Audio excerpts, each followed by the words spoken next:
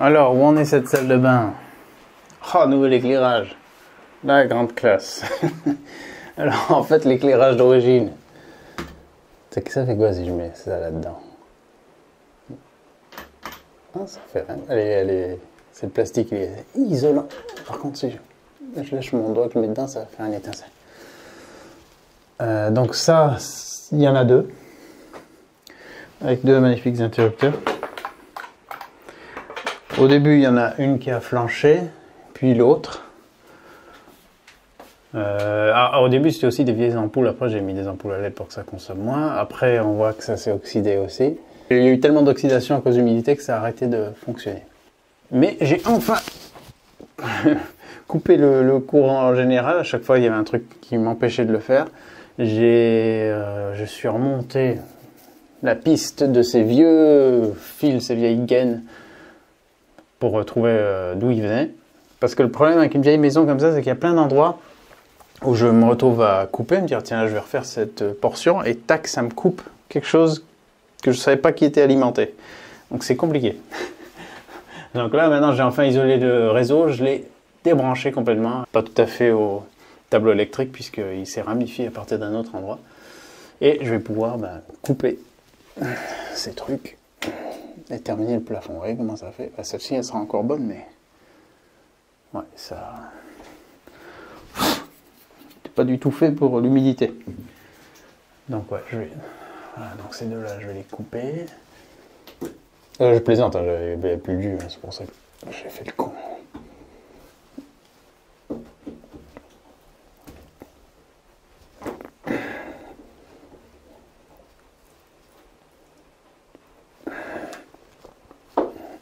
Voilà, j'ai coupé les deux, repousser ce qui dépasse et je vais pouvoir refermer ça et continuer de reboucher du plâtre comme j'ai fait ici. Le liège, donc j'avais posé le liège qui était brut comme ça.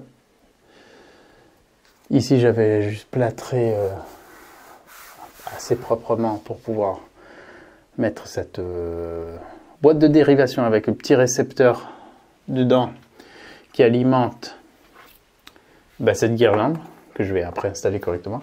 Et tout ça pour mettre un interrupteur sans fil et sans pile que j'avais testé à Decoder. Et c'est pratique parce que ça m'évite de faire des signets. Bon, voilà, c'était le plus rapide. J'ai mis ça, il me restait un interrupteur comme ça avec son petit récepteur que j'ai foutu dans cette boîte de dérivation qui est alimentée par cette prise. Donc lui, après, je ferai un système pour que ça soit accroché au plafond, que ça fasse le tour proprement. Mais j'avais dû installer ça justement parce que, un peu en urgence, parce que l'éclairage, le deuxième point d'éclairage avait flanché. Ensuite, j'ai fait une première couche sur le liège pour combler un peu tous les trous qu'il peut y avoir. Faire une première couche d'accroche. Récemment, j'ai refait la deuxième. Et puis là, il faut que je refasse le bout derrière. Il faut que je remette une planche solide au lieu de celle-ci qui était en dépannage. Et le but après, c'est d'avoir voilà, tout lisse comme ça en plâtre. Propre. Et après par-dessus je ferai certainement un mélange de chaux aérienne et de plâtre. Pourquoi pas chaux hydraulique? Parce que la chaux hydraulique n'est pas du tout compatible avec le plâtre. Et en revanche après de ce côté ça sera plutôt colle à carrelage pour reprendre tout le mur. Peut-être sûrement aussi sur le carrelage. Déjà tout le haut. Et après dessus je ferai un mélange cette fois au lieu de faire chaux aérienne. Je mettrai chaux hydraulique et poudre de marbre qu'on appelle béatite. Et là, j'aurai quelque chose qui sera bien résistant à l'eau. Et toujours dans cette même idée d'utiliser des matériaux naturels, respirants, sains, qui gèrent bien les moisissures et tout ça. Voilà. Ici, là aussi, je vais tout reprendre. Pareil, colle à carrelage. Et puis après, j'installerai un miroir, une armoire à pharmacie miroir, ça sera mieux. Et voilà. Certains sont encore une fois en train de dire « Pourquoi tu ne finis jamais rien ?» Un jour, je vous ferai une vidéo de pourquoi je ne termine jamais rien. Hein? Pourquoi je fais jamais bien les choses? Pourquoi c'est toujours entamé et ça reste entamé longtemps? Promis, je vous ferai une vidéo là-dessus. Voilà. En attendant, voilà où j'en suis. Avec cette journée très pluvieuse, j'ai sorti la colle à carrelage. Celle-ci, pour ne rien vous cacher. Et j'ai assombri la salle de bain. La plupart des gens l'éclaircissent, moi je l'ai assombri. Donc voilà, alors là, on avait toute cette peinture, hein, bien solide d'époque, bien étanche, bien moche, peinte directement sur du béton. Vraiment pas un bel aspect. J'ai donc décidé de faire une espèce de ragréage, je sais pas si ça se dit pour un mur, lissage, j'en sais rien, bon, avec de la colle à carrelage. Et sur toute cette partie, alors ça a deux fonctions. Déjà, ça va me faire une accroche pour ce que je vais mettre ensuite, et en plus, ça me rajoute un support un minimum poreux par rapport à la peinture qui ne l'est pas du tout, et le carrelage encore moins. Et là-dessus, sur cette partie, jusqu'à la limite avec la baignoire, je ferai du plâtre, comme j'ai mis là. Enduit, je vais enduire de plâtre pour continuer de lisser, et certainement le mélanger avec de la chaux aérienne. Et à partir de là, faire cette fois un mélange de chaux hydraulique et de poudre de marbre. Je devrais avoir un rendu, je sais pas du coup quel rendu, quel compas.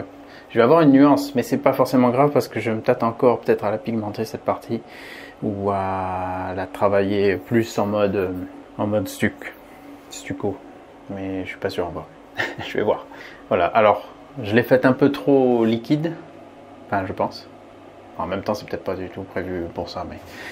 Et quand il y en a en surplus, ça, on voit déjà que ça brille, et on voit aussi que ça fait des petites vaguelettes, quoi.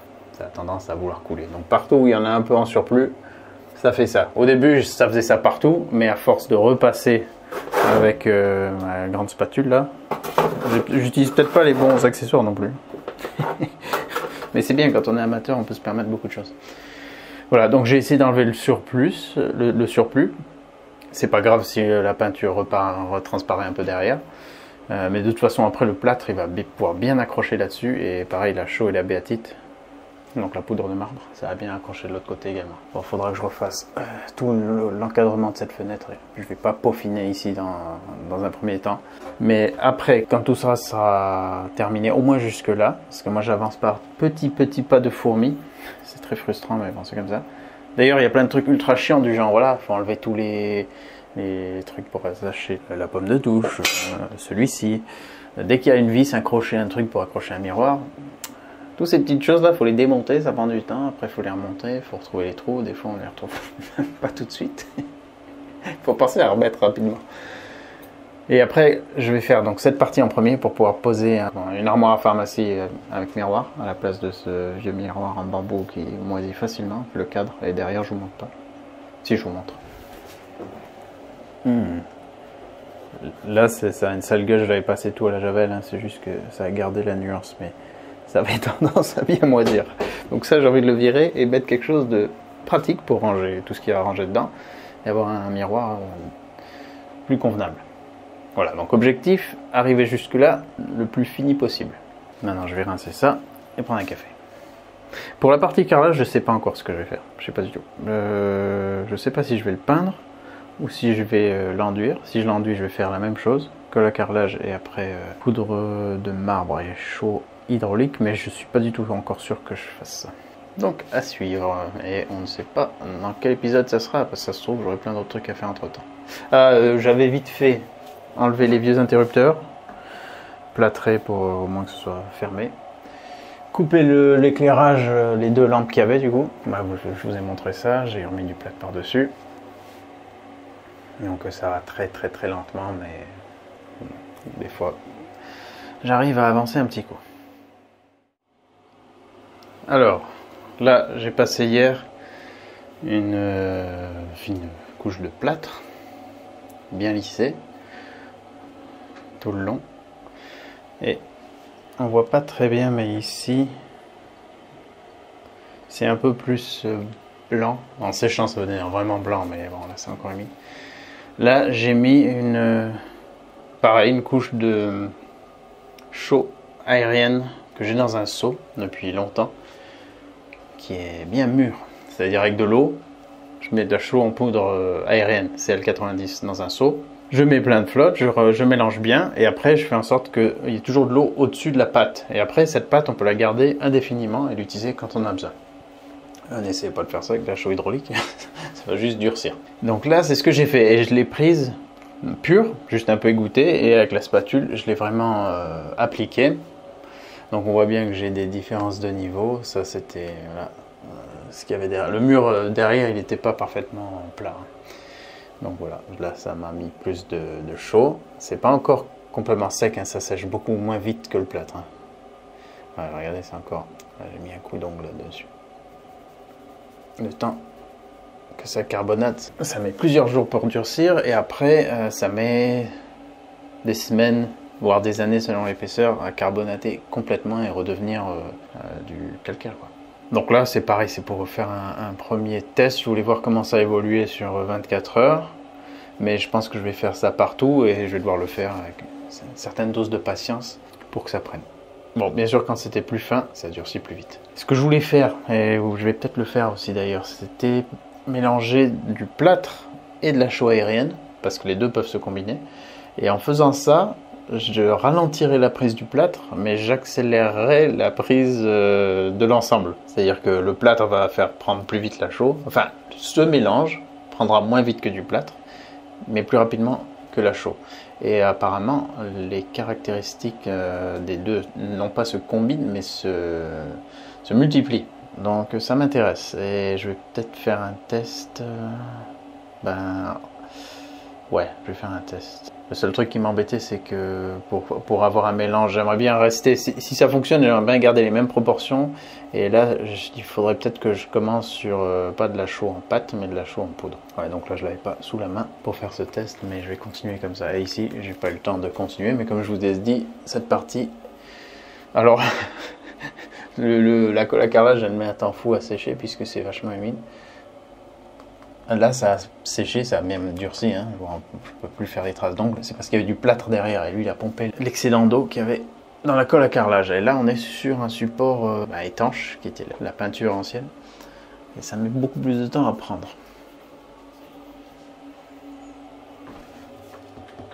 Après, en ayant mis du plâtre dessus, le plâtre, il a pompé l'excédent d'humidité.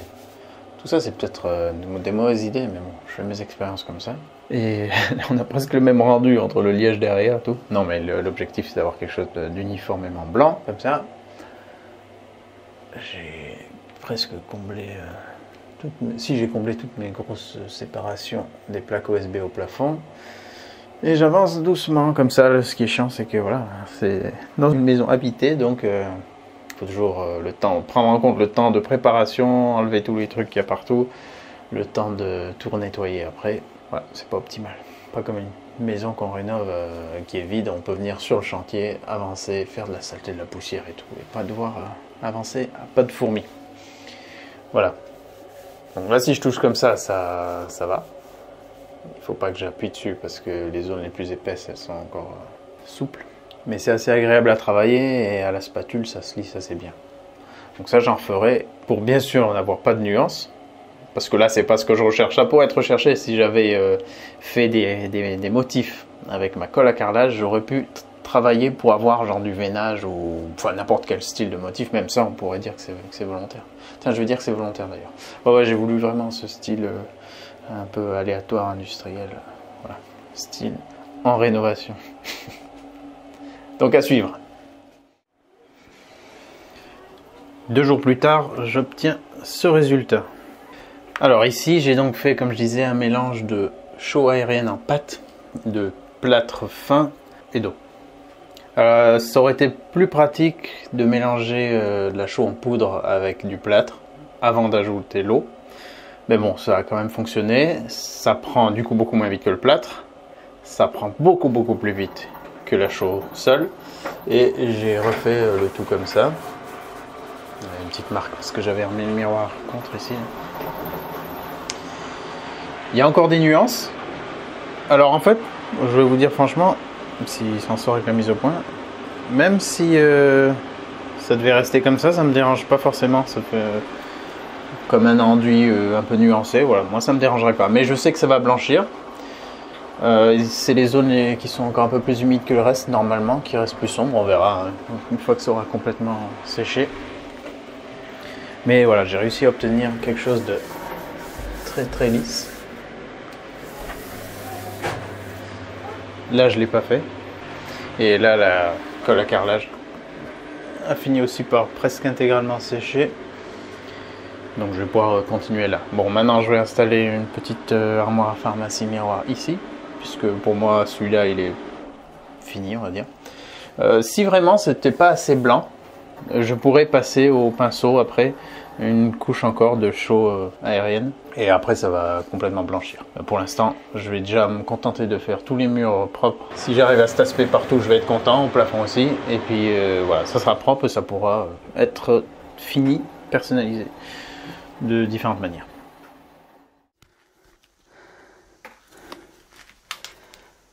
Là les amis, je viens de m'amuser comme un petit fou. Comme d'hab. Heureusement j'ai mon petit mini escabeau pliant. Je peux m'asseoir dessus, je suis plus confortable. Alors je vais m'amuser comme un fou pour remplacer le siphon. Bon, le fil vert là c'est moi qui l'avais mis parce que c'était la galère. En gros, on avait une fuite qui était de plus en plus importante derrière ce pied. Et c'est ça qui s'était complètement fendu. Cet écrou qui se vissait. Voilà, ici. À la base du siphon. Donc ça c'était ça le siphon. Avec ce genre de truc, ça se bouge quasiment jamais. Donc lui, il avait pété. Donc j'ai essayé de le réparer avec, vous savez, la bande de réparation de Fortune, on dirait un peu du caoutchouc, c'est large comme ça, on le met et puis c'est auto-adhésif. Ça peut dépanner, je l'ai déjà utilisé, ça m'a déjà dépanné. Et donc j'avais descendu ça, puis j'en avais mis autour ici. Et juste au moment où je finis, je me rends compte que l'autre était complètement en train de céder également. Et voilà, l'autre également fendu. Et donc ça fuyait dans tous les sens. J'ai essayé de faire tenir ça un minimum plus haut à ça. Et ça n'allait plus. Donc en gros on utilisait le lavabo. Heureusement que j'ai laissé le bac à douche ici avec la baignoire par-dessus parce que ça coulait tout directement là-dedans. Sinon c'était la merde. Donc je viens de remettre en place le pied. Et j'ai fait un montage de fortune. Enfin semi de fortune. Un semi-classe en fait. Et semi de fortune. Vous voyez, là j'ai un beau siphon chromé, pas en inox mais chromé. Normalement c'est le genre de siphon qu'on met sous un meuble vasque et que le siphon est apparent. On met ce genre de truc, c'est un peu plus de gueule que ceux en plastique. J'avais ça qui traînait dans mes affaires. Par contre la sortie où il y a le tuyau jaune là était en 32, donc ça n'allait pas avec ce que j'avais. Et j'ai donc dû bricoler un truc avec un gros tube de tuyau d'arrosage.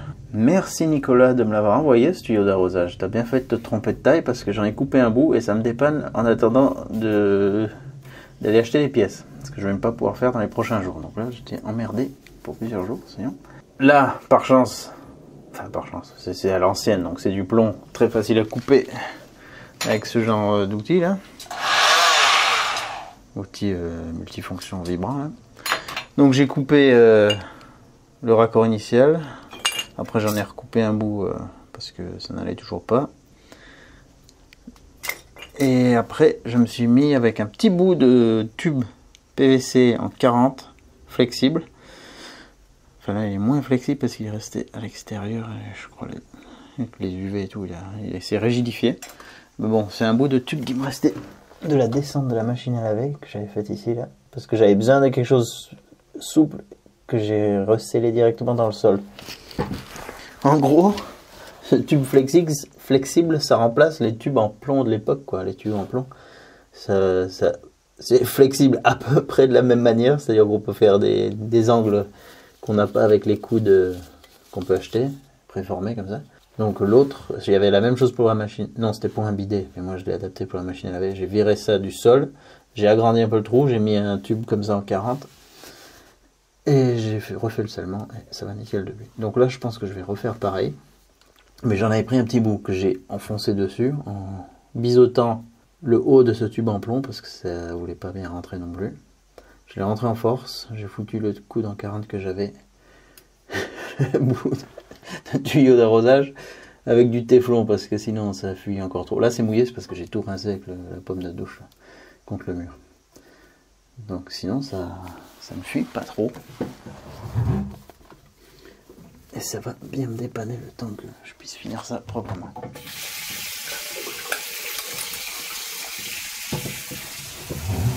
Juste une goutte qui coule là. Mais c'est plus le coulement libre qu'il y avait juste avant. Donc c'est très moche, c'est très bricolo. Mais c'est surtout très dépannage.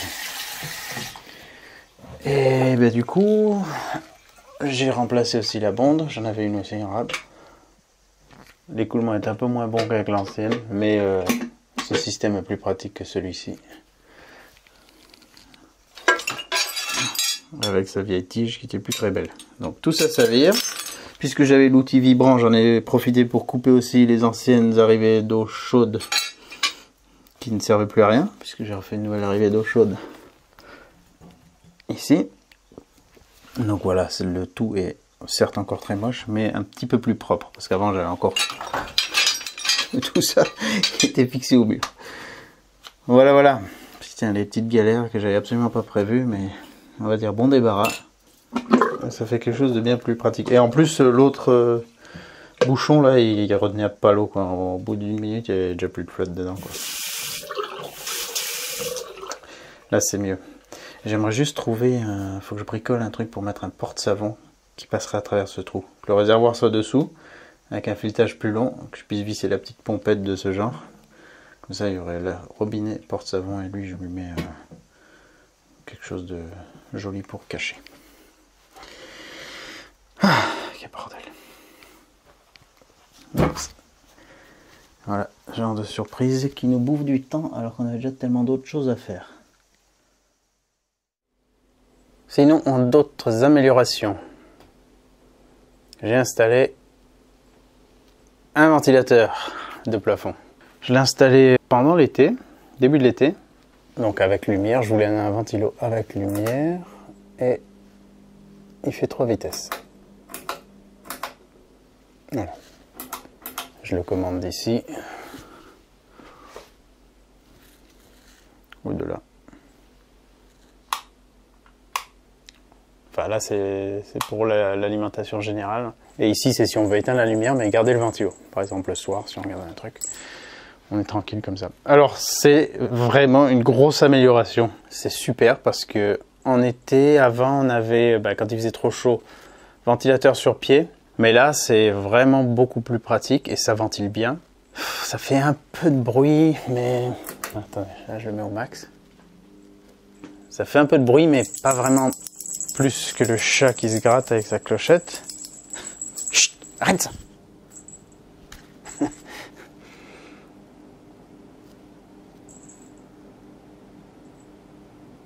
On entend un peu le moteur. Mais bon, on va dire on peut pas tout avoir. Donc là, c'était vraiment super agréable. Autant que ce soit sur la table à manger que, par exemple, après en se posant sur le canapé.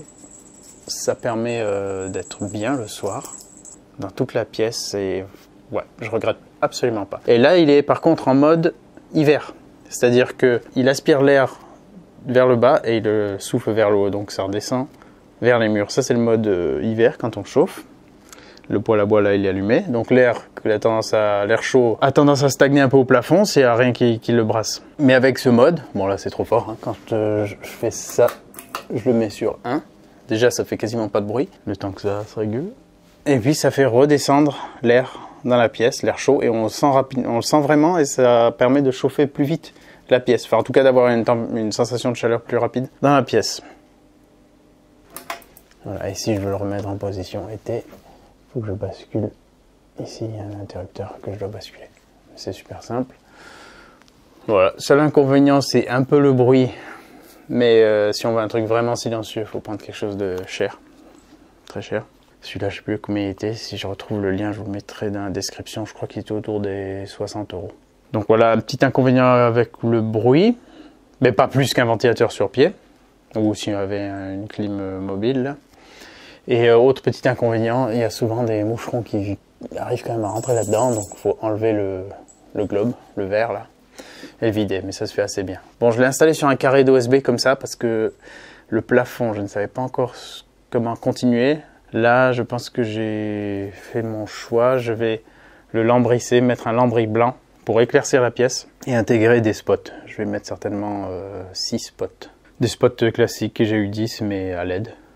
Et ça permettra d'avoir un bien meilleur éclairage parce que là pour l'instant c'est un gros point faible. Donc on a le ruban LED là qui fait éclairage d'ambiance le soir et on l'a souvent allumé d'ailleurs. Ça c'est super agréable. D'ailleurs il faudra que je le conserve d'une manière ou d'une autre. Puisque je vais l'embrisser, là ça va gêner.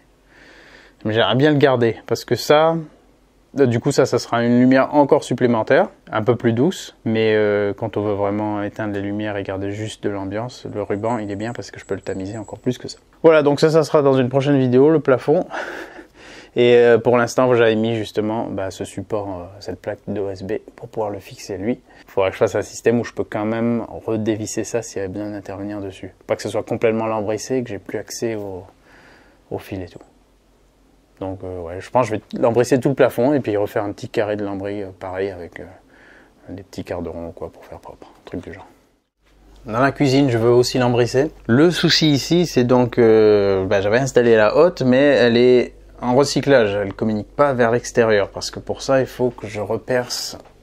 Je pense que je vais repercer dans le trou qu'il y avait à l'époque. C'était un trou d'évacuation des gaz, du chauffe-eau au gaz.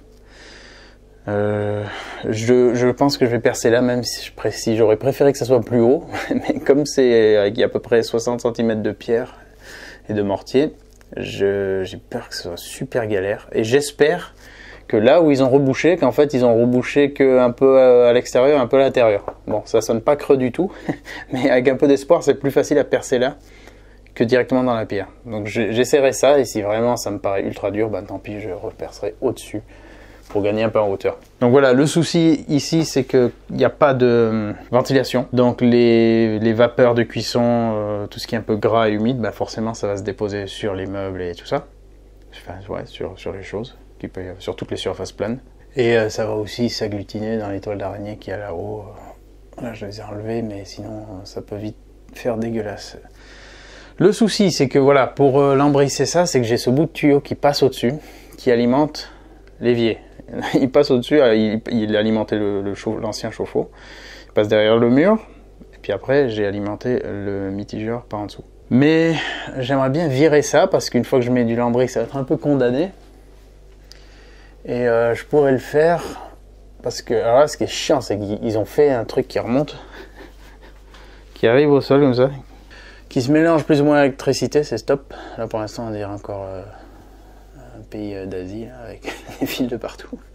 Mais ça alimente une autre partie de la maison. Là, cette partie elle monte, elle passe à travers les murs et tout. Et là ça alimente l'évier de la cuisine. Donc ça, j'aimerais l'enlever. En fait, j'aimerais tout enlever ici parce que vous voyez, ça condense avec les vapeurs de cuisson et l'eau froide qui passe dedans. En été, ça va, mais en hiver, dès que l'eau qui passe dedans elle est froide, ça condense à donf. C'est pour ça qu'ils avaient mis une gaine comme ça. Donc pour faire ça, il faudrait, de l'autre côté de ce mur, il y a un tuyau en cuivre qui alimente un robinet extérieur, qui alimente la salle de bain plus haut. Donc j'aimerais bien me repiquer sur celui-là pour alimenter la cuisine. Comme ça, déjà, tout ce tronçon, je peux le virer. Et ça m'évite tous ces soucis de condensation. Il y a régulièrement des gouttes qui tombent. Et là, pareil, j'ai pas envie d'emprisonner ça dans un plafond si je peux trouver une autre solution. Ouais, donc voilà, je sais pas si je l'embrasse déjà quand même et que un jour je coupe ici et puis je condamne, ou si j'essaye de faire tout d'un coup. Mais le problème, c'est toujours le temps. Et voilà, pareil, il faut que je perce. Bon, là, ça serait un trou plus petit, mais il faut que je perce quand même dans 60 cm de pierre, c'est un peu chaud. Voilà, mais après, pareil, ici, je veux lambrisser le plafond pour que ça fasse une surface plane, que j'ai plus ces traverses, et que je puisse mettre aussi, genre, 4 spots, plutôt qu'une ampoule comme ça. Ça ferait plus propre, plus lumineux. Et pour ça, je veux vraiment pouvoir évacuer les vapeurs vers l'extérieur, toutes les fumées de cuisson et tout, sans avoir besoin d'ouvrir une fenêtre. Comme ça, la pièce sera plus saine et il y aura moins de gratte qui se déposera. Et puis voilà. Mais c'est pas évident dans les vieilles maisons comme ça parce que on dirait qu'il y avait vraiment souvent rien qui était prévu. Il n'y avait pas assez de ventilation. Et puis là, il n'y a même pas comme sur certaines vieilles fenêtres un aérateur sur la fenêtre. Ça peut dépanner encore. Mais bon, ça c'est pas pour une hotte, c'est juste pour pour ventiler la cuisine. Elle est pas du tout ventilée. Donc c'est un peu problématique. Et comme chaque chose en engendre une autre et elle-même en engendre une autre, et une autre, et une autre, et une autre. C'est pour ça que j'avance pas, que j'en chie un max. Il y a des petits trucs qui avancent, mais pas du tout comme je voudrais. Alors dans la chambre principale des parents, je suis en gros chantier parce que je viens d'installer 2 meubles comme ça, à casier, Ikea, c'est 2 identiques que je voulais mettre dans cette configuration. Déjà pour avoir plein de rangements en plus, parce que les placards qu'on a, c'était des placards genre intégrés dans le mur comme ça.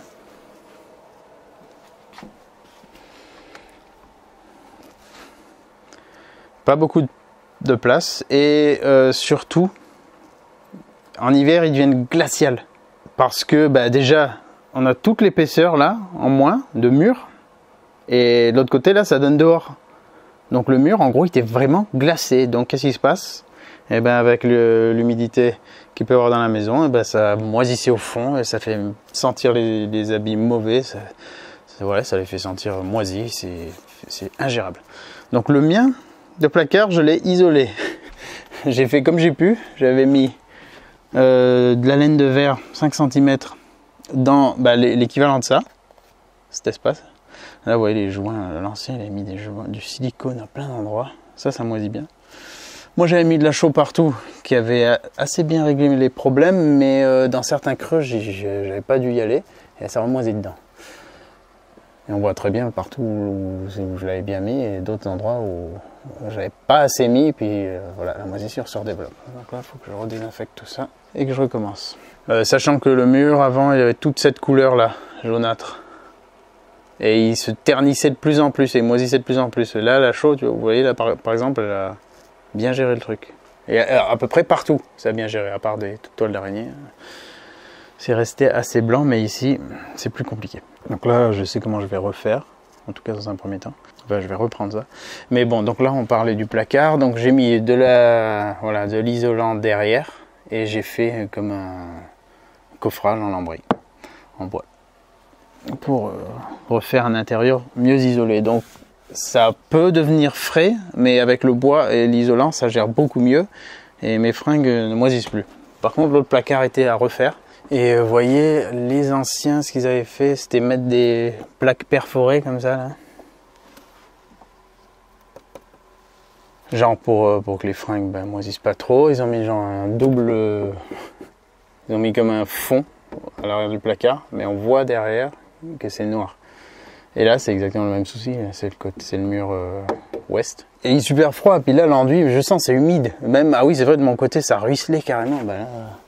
Ouais, ça fait quasiment ça. C'est froid, c'est glacé. Écoutez, on entend. Ça, c'est ingérable.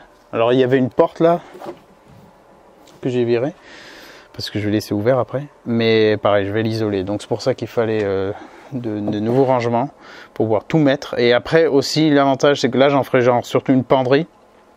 C'est plus facile à ventiler. Et puis là, ça sera des placards pour ranger les habits. Et au moins, c'est pas contre un mur froid, donc ça va jamais sentir mauvais.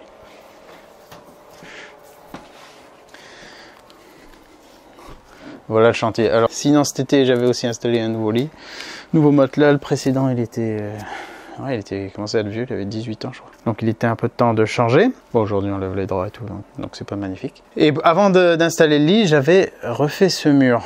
Alors là aussi, expérience frustrante mais intéressante à la fois.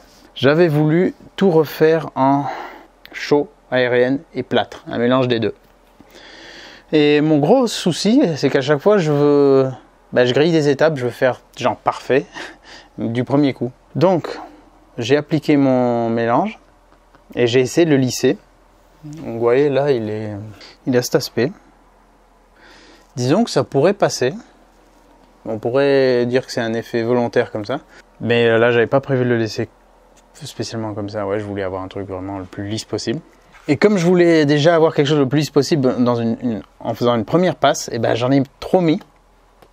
Et là, ça va. Mais il y a des endroits où ça s'est décollé. Voilà. Ouais.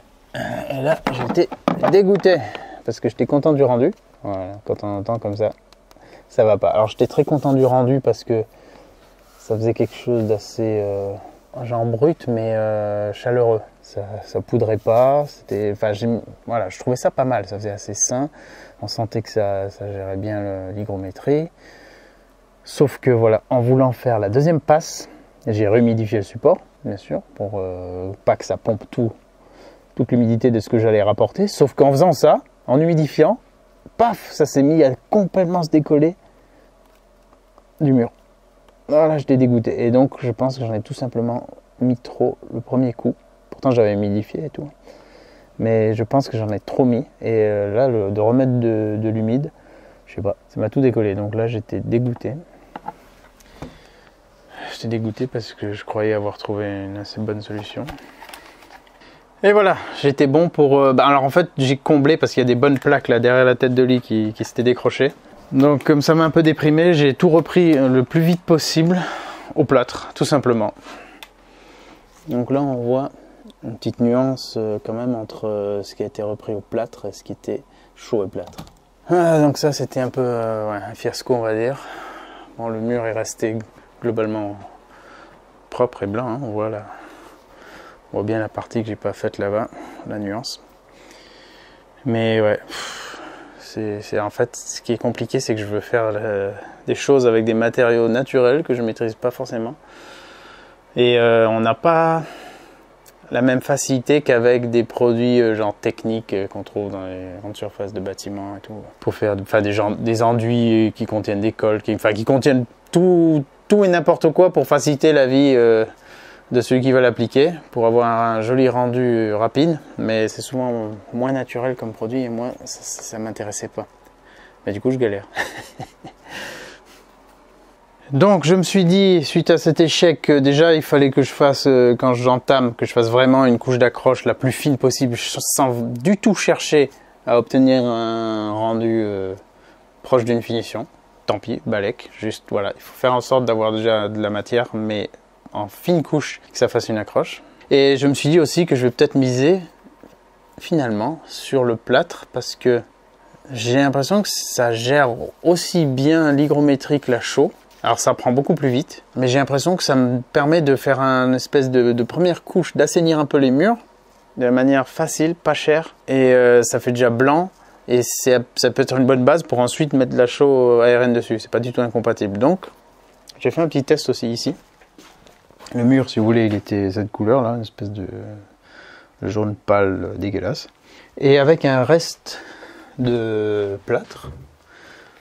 Ouais, voilà, là on voit la couleur du mur. Trop moche. J'avais fait une première application, mais vraiment rapidement, juste pour apporter une première couche, avec la spatule. Donc forcément, comme c'était du béton peint, il y a plein de grains et tout, et ça me fait des vagues avec la spatule. Mais ça me permet, bon déjà, vous entendez, c'est dur, c'est pas farineux, et c'est déjà plus blanc. Avec ça, déjà, c'est mieux que le mur d'origine. Et après, ensuite, en mettant une deuxième couche, là, je peux la lisser et obtenir quelque chose de déjà beaucoup plus sympa. Pareil, hein, appliqué rapidement, mais là ça fait des mois que j'ai fait ça et j'ai fait exprès juste sur un petit bout de mur pour voir si ça n'allait pas se décoller, si j'allais pas galérer aussi. Et là, il n'y a pas ça n'a pas fait de cloque, de poche ou quoi. Et ça c'est juste du plâtre et rien de plus. Donc je pense que je vais faire ça sur pas mal de murs de la maison. Une première application de plâtre toute simple. Une deuxième pour avoir un truc plus lisse. Et après, je ferai une troisième, certainement, donc là, un mélange chaux aérien et plâtre, temps pour temps. Ça me fera un mélange qui va prendre moins vite que le plâtre, mais qui va prendre beaucoup plus vite que la chaux, et ça me permettra de le travailler, de lisser, et à la fin, la combinaison des deux, comme je vous l'ai expliqué, devient beaucoup plus solide que l'un et que l'autre, séparément. Et ça combine pas juste, ça fait pas genre plâtre dureté 1, chaud dureté 1, les deux ensemble ça fait dureté 2. Non, ça fait genre x10. Apparemment c'est assez dingue. Voilà pour mes expérimentations. Et si vraiment j'y arrive pas, que je pète un câble et que je suis trop nul, bah je sais pas, j'achèterai un produit fait pour ça, un enduit de lissage et puis basta, je ferai les murs comme ça. Coup de peinture chimique et puis merde.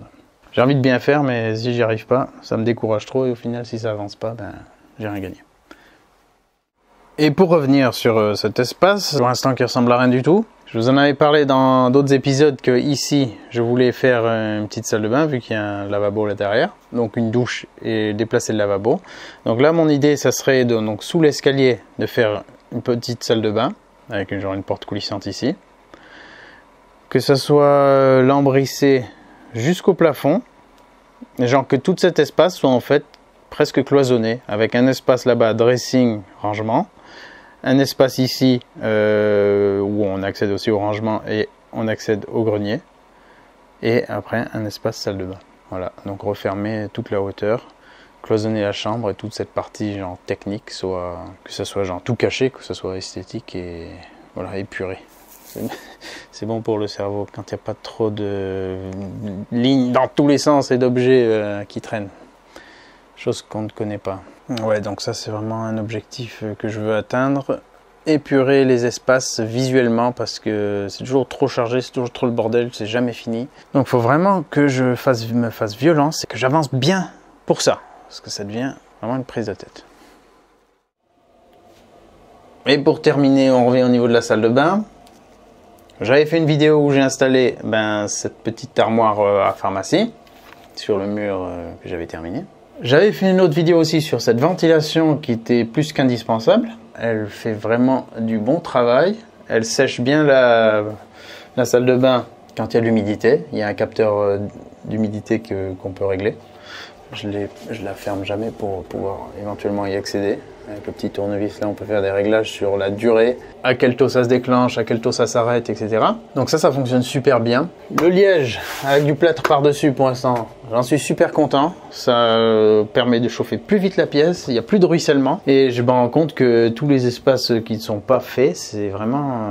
ouais, c'est là où on a le plus d'inconfort, parce que c'est là où ça coule. Même ce petit bout là à côté de la porte, à côté de la baignoire, là ça condense au sol et hop, et après on rentre et on se mouille les pieds, enfin c'est chiant.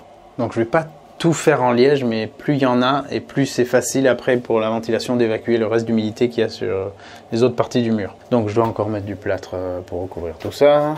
Là il faut que je comble là pour pas avoir trop de petits ponts thermiques. Et je crois que je vais isoler la salle de bain par l'extérieur. Donc il y a une partie qui est genre vers la maison, ok, et il y a une partie qui est vers l'extérieur de ce bloc salle de bain qui a été rajouté. Et effectivement, ça pose vraiment problème. Alors là, chaud plâtre, ça gère super bien. C'est froid et tout. Par contre, s'il y a quelque chose devant, là, ça devient mouillé à l'intérieur. Ça condense, ça devient mouillé. Et puis là, les petites étagères après se mettent à gondoler. Ouais, c'est pas du tout... C'est genre une petite armoire à pharmacie pour salle de bain. Mais c'est pas de l'aggloméré hydrofuge. Donc ça gère pas bien. Vous voyez là, hop, ça se décolle. Ça c'est vraiment casse-pied. Ouais, l'humidité condense derrière, ça coule là-dedans, c'est insupportable. Putain, des fois je crois faire une amélioration. Bon, on a besoin d'un miroir et puis de quoi pour ranger des trucs. Mais voilà, il faut que j'isole par l'extérieur parce que sinon ça va juste...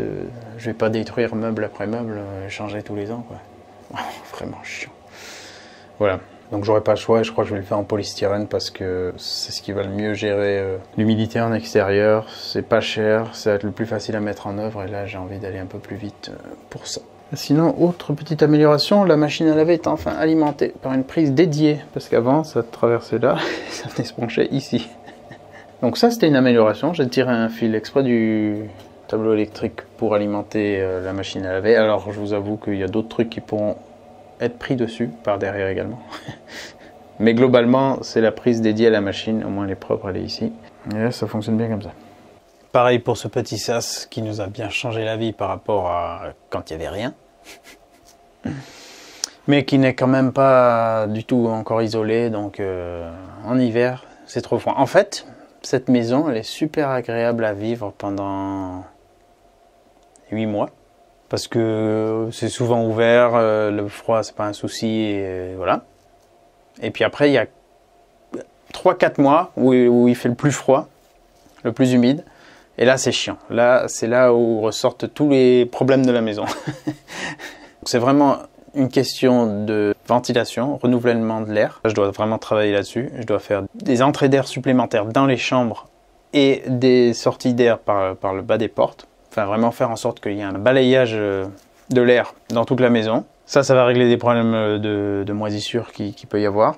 Et il faut que j'isole les parties qui sont les plus sensibles. Donc ici, ce sas, la salle de bain et le grenier, j'ai commencé. Mais ça sera dans une autre vidéo. Voilà, en tout cas, c'est en faisant qu'on fait. En fait, c'est pas difficile de faire mieux que ce que je fais. J'ai beaucoup de mal. Souvent aussi, avec peu de budget, j'avance jamais comme je veux. Je peux pas genre acheter, paf, des matériaux pour terminer un truc. C'est toujours à coup de lance-pierre, le moindre petit bois, tasseau, tout ça. Faut tout calculer et puis voilà, ça avance pas comme ça. Ça avance pas, en plus des autres trucs. Mais vraiment cette année, je vais essayer de faire une belle progression parce que pour le moral c'est important, pour la famille c'est important et ouais, c'est déjà bien, c'est déjà 2 bonnes raisons. Voilà, allez, à bientôt dans une suite. C'est vrai que l'année dernière, j'ai fait qu'une vidéo, je crois en fait, début d'année, et puis là, un an après, je fais une suite. Donc là, il va falloir en faire un peu plus. Allez, à très vite, ciao ciao.